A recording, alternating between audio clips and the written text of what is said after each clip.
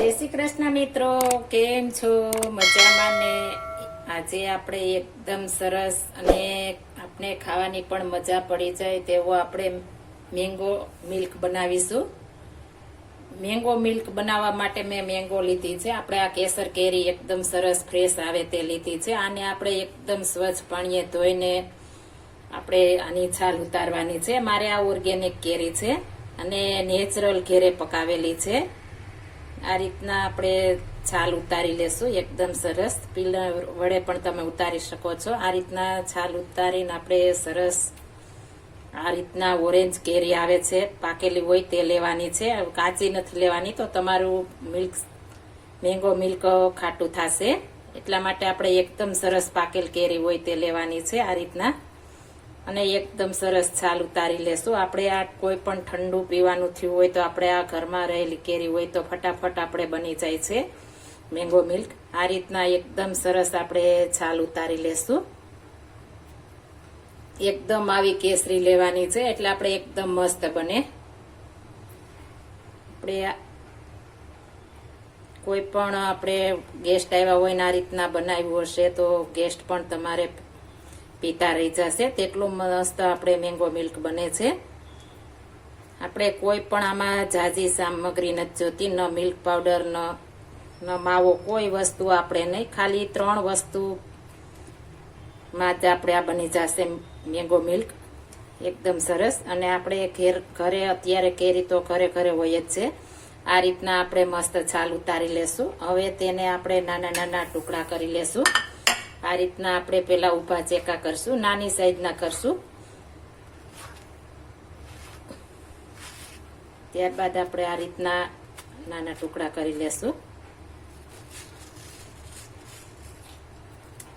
આ રીતના આપણે ટુકડા કરી લેશું. આપણે સરસ ટુકડા થઈ ગયા છે. હવે આપણે એક મિક્સર જાર લઈ લેશું. તેમાં આપણે જે કટિંગ કરી છે તે રીતે નાખી દેશું અને થોડાક આપણે રાખવાના છે, એટલે આપણે આગળ ઉપયોગ કરવાનો છે. આ રીતના આપણે થોડાક નાખી દેશું, થોડાક રહેવા દેશું. આપણે આટલા 2 ચમચી 3 ચમચી જેટલા રહેવા દેશું. હવે તેમાં આપણે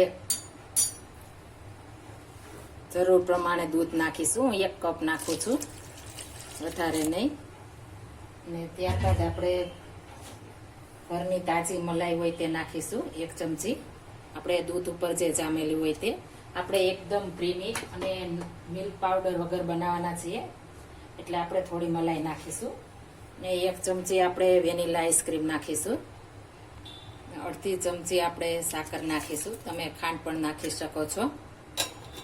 હવે આને આપણે એકદમ મસ્ત ક્રશ કરી લેશું.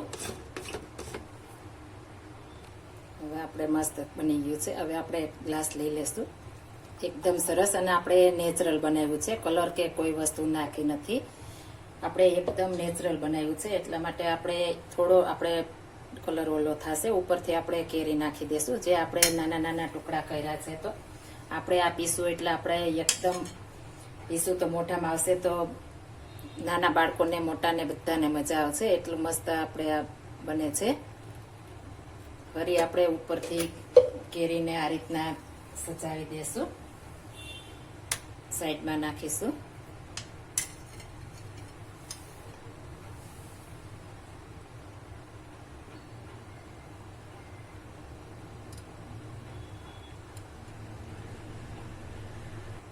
ઉપરથી આપણે આઈસ્ક્રીમ મૂકી દેશું. એકદમ સરસ આપણું મસ્ત મજાનું મેંગો મિલ્ક તૈયાર થઈ ગયું છે. ઉપરથી આપણે કાજુ બદામ કતરણ નાખી દેશું. આપણે એકદમ સરસ અને સ્વાદિષ્ટ આપણું મેંગો મિલ્ક તૈયાર થઈ ગયું છે. જો આ મારી રેસીપી પસંદ આવી હોય તો મારી ચેનલ લાઈક, શેર અને સબસ્ક્રાઈબ કરી દેજો. ફરી મળીશું નવી રેસીપી લઈને. જય Shri Krishna. Thank you for watching guys.